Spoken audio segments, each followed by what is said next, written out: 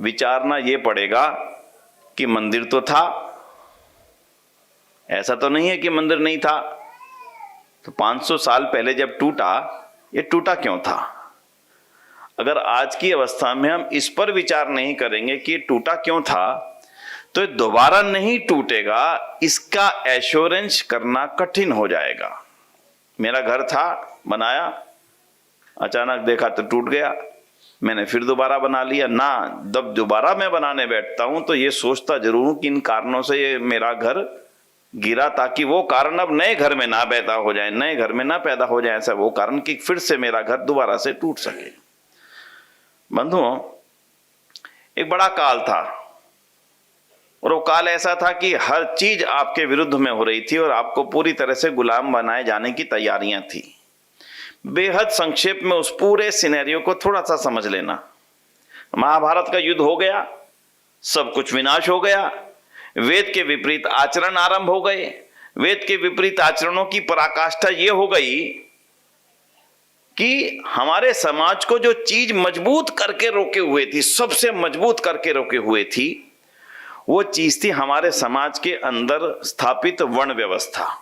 ज्यादा गहराई में नहीं जाऊंगा, कहेंगे यार तो बड़ा भारी लेक्चर लेकर के बैठ गए, इतना तो सुनने का अब क्षमता नहीं है। बड़े सरलता से बोलता हूं, वर्ण व्यवस्था। और वर्ण व्यवस्था के भी एक चीज जो उस वर्ण व्यवस्था की कमाल था, यानी कि उस वर्ण व्यवस्था की जो सबसे विशेषता थी, जन्म के आधार पर नहीं, कर्म के आधार पर बनी हुई वर्ण व्यवस्था। आप कहेंगे इसमें क्या बड़ी फर्क पड़ जाता है विनय जी, जो आर्य समाज बार बार कर्मना वर्ण व्यवस्था, जन्मना वर्ण व्यवस्था की बात हर मंच से करता है। तो उसको सरलता से समझने के लिए इतना सा समझ लें, अगर आज हमारे समाज में कोई डॉक्टर हो और डॉक्टर के बेटे को डॉक्टर की योग्यता और डॉक्टर का सम्मान बिना डॉक्टर की योग्यता प्राप्त किए पढ़े मिलने लग जाए, और एक चार्टर्ड अकाउंटेंट हो, उस चार्टर्ड अकाउंटेंट के बेटे को केवल इसलिए चार्टर्ड अकाउंटेंट बना दिया जाए क्योंकि वो चार्टर्ड अकाउंटेंट का बेटा है, और एक इतिहास का प्रोफेसर हो और उसका बच्चा एक भी अक्षर ना पढ़े और उसको केवल इसलिए इतिहास का प्रोफेसर बना दिया जाए क्योंकि वो इतिहास के प्रोफेसर का बेटा है। अगर आप आराम से बैठ करके कल्पना करें, अगर आपके समाज में ऐसे डॉक्टर होंगे, ऐसे इंजीनियर होंगे, ऐसे प्रोफेसर होंगे, तो इस समाज की क्या अवस्था हो जाएगी, इसका थोड़ा सा सहज अनुमान लगा लीजिएगा। आराम से 2 मिनट लग करके लगा लो। मैं जानता नहीं हूं इलाज कैसे करना है, लेकिन मैं इलाज के लिए एलिजिबल हूं क्योंकि मुझे डॉक्टर घोषित कर दिया गया है, क्योंकि मेरा पिता भी डॉक्टर था। आराम से सोचना, मुझे नहीं मालूम पुल कैसे बनते हैं, लेकिन मैं इंजीनियर घोषित कर दिया गया हूं, मुझे वो सम्मान समाज दे रहा है, और जो मैं कहता हूं वैसे ही अपने मकान बनाने शुरू कर दिए। मुझे नहीं मालूम मुझे मकान बनाना आता नहीं आता, लेकिन क्योंकि मैं हूं इसलिए जो मैं कहता हूं वो मानो। ऐसी परिस्थिति में भी आपकी इस भारतवर्ष ने 2500 साल बिता दिए। ऐसी वर्ण व्यवस्था हो चुकी थी, बिना जाने बिना माने ब्राह्मण के बेटे को ब्राह्मण, क्षत्रिय को तलवार भी ना उठानी आती हो कागज वाली, लेकिन उसको क्षत्रिय, और वैश्य को चाहे पैसे गिनती करने ना आते हो लेकिन उसके बेटे को वैश्य। और जो सबसे बड़ी परेशानी इस काल में आ गई थी, जो शूद्र का बेटा था, चाहे वो पूरी मेहनत से कितनी डॉक्टरी की पढ़ाई कराए, कितनी इंजीनियरिंग के कॉलेज में दाखिला लेकर के पूरी इंजीनियरिंग करके आ जाए, लेकिन उसको शूद्र का शूद्र ही बनाए रहने देने की व्यवस्थाएं जिस समाज में बना दी गई, उसी समाज में ऐसी अवस्था पैदा हुई कि हमारे आंखों के सामने हमारे मंदिर तोड़े गए। क्षत्रिय क्षत्रिय तो नहीं निभा सका, ब्राह्मण ब्राह्मण तो नहीं निभा सका, वैश्य भी अपनी जेब में पैसे डाले बैठा रहा, और बाकी लोगों ने आकर के हमारे देश के ऊपर शासन करना आरंभ कर दिया। उन्होंने देख लिया सोमनाथ का मंदिर तोड़ा, इनमें कोई विरोध ही पैदा, कुछ भी तो विरोध नहीं हुआ। ऋषि दयानंद सत्यार्थ प्रकाश के अंदर लिखते हैं कि जब मूर्ति तोड़ी जा रही थी तो हमारे पंडित कह रहे थे 2 करोड़ ले लो, 3 करोड़ ले लो, मंदिर को मत तोड़ो। अरे उस समय अगर हमारे क्षत्रिय होते तो उनकी हिम्मत नहीं थी कि हमारे मंदिर को आके तोड़ जाएं।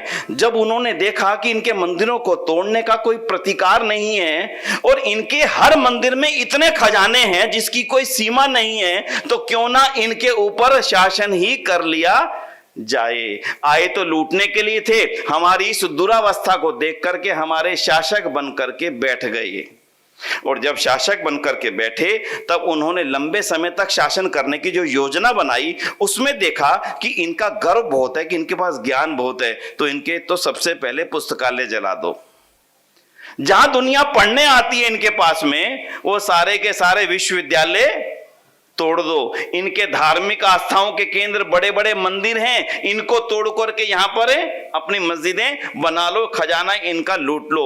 और बाद में अंत में जब उन्होंने ये देखा कि इनके मंदिर भी तोड़ दिए, विश्वविद्यालय भी तोड़ दिए, पुस्तकालय भी जला दिए, अब भी राम और कृष्ण की अगाध आस्था इनके मनों से निकालना संभव नहीं हो सका, तब वो कुचक्र शुरू हुआ जिसमें यह चक्र था कि इनकी आस्था के केंद्र राम और कृष्ण के चरित्रों को इतना खराब करके इन पुस्तकों को पैदा करके रख दो, आने वाली पीढ़ी अपने आप ही अपने इन महान चरित्रों से अपने आप ही दूरी बना लेगी और ये संस्कृति हमेशा हमेशा के लिए नष्ट हो जाएगी और हमारे यहाँ पर शासन अक्षुण्ण शासन के रूप में लंबे समय तक रहेंगे। इतना गहरा षड्यंत्र था उस समय जब इन मंदिरों को तोड़ दिया गया था। उस समय हमारी सरकारें नहीं थी, हमारे शासन नहीं थे। आज भी अगर हम अपने आने वाली पीढ़ी को अपनी इस भारतीय बौद्धिक संपदा का एहसास ना करा पाए कि ये वो भारत है जिसको ऋषि दयानंद ने हमारे सामने रखा। ध्यान दीजिएगा, ऋषि दयानंद से पहले हमें मालूम नहीं था कि ये भारत हमारा है, ना हमें यह मालूम था कि हमारी सीमाएं आर्यवर्त की उस कटक से कहां से लेकर के अटक से लेकर के और वो म्यांमार और ना जाने कहां कहां तक की सीमा जो जावा, सुमात्रा, इंडोनेशिया, मलेशिया के कोने तक जाती हैं, ये वो पूरा नक्शा था जिसको हिमालय की तलहटी के नीचे पूरा आर्यवर्त कहा जाता था। हम तो छोटे छोटे राज्य में बसे थे, जब आपस में बैठते तो पूछा करते थे आप कहाँ के हो, कहते थे मैं तो पटियाला का हूँ। आप कहाँ के हो, मैं ग्वालियर का राज्यवासी हूँ। तुम कहाँ के हो, मैं बंबई का हूँ, मैं यहाँ का हूँ। मेरे लिए भारत की कल्पना थी कहां? कहीं से कहीं तक कोई आपके सामने भारत की कल्पना नहीं थी बंधुओं। और राम का राज्य तब था जब अयोध्या में राम शासन करते थे और उनका शासन पूरी दुनिया पे अधिकार रखता था। ये बताने वाले ऋषिवर देव दयानंद हुए बंधु, जिन्होंने हमें ये बताया।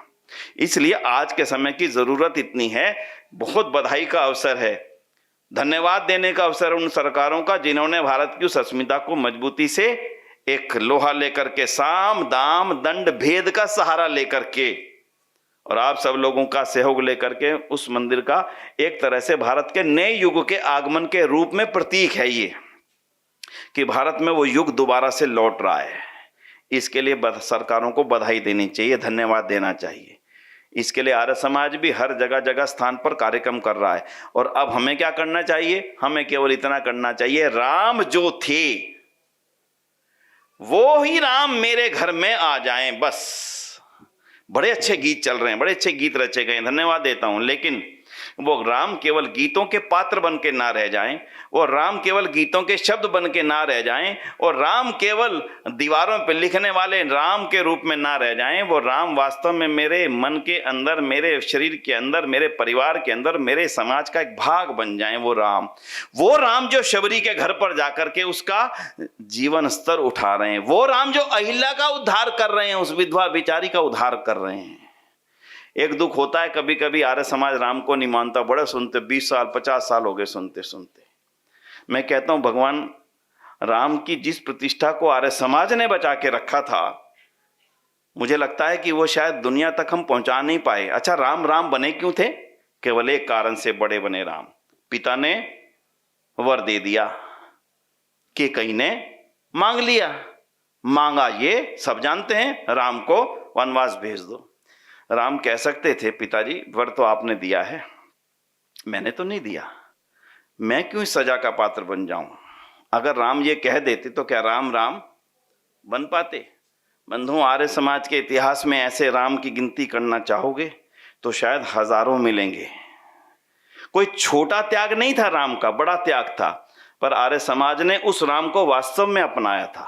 बंधुओं, यदि हम अपने घर पे राम को लाना चाहते हैं तो हमें राम की उन बातों को घर पर लाना पड़ेगा केवल राम के नाम के जप करने मात्र से इस मंदिर का स्थायित्व नहीं है। राम का स्थायित्व तब है जब राम के वो गुण मेरे आसपास आ जाएं। मैं आजकल कई जगह जाने का अवसर मिल रहा है। कल मैंने चर्चा की थी एक मंथरा की चर्चा, है ना चर्चा, आपको जानते हैं ना मंथरा को, कोई ऐसा तो नहीं। बस इतना ध्यान रखना, मंथराएं हर व्यक्ति के आसपास रहती हैं, आपके कई मत बन जाना।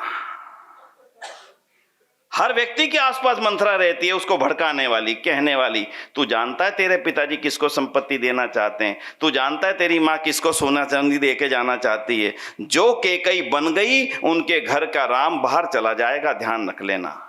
इसलिए मंथराओं से बच के रहने का संकल्प लेते हो तो समझ लेना राम मंदिर बनाना सार्थक है। और जो एक गरीब विधवा बहन, आपके आसपास कोई गरीब परिवार है, उस शबरी के घर पर जाने के मन में इच्छा पक्का कर लो, तो आप उस शबरी के घर जाओगे तो राम आपके घर पे आएंगे। वैसे राम आपके घर पे आने वाले नहीं।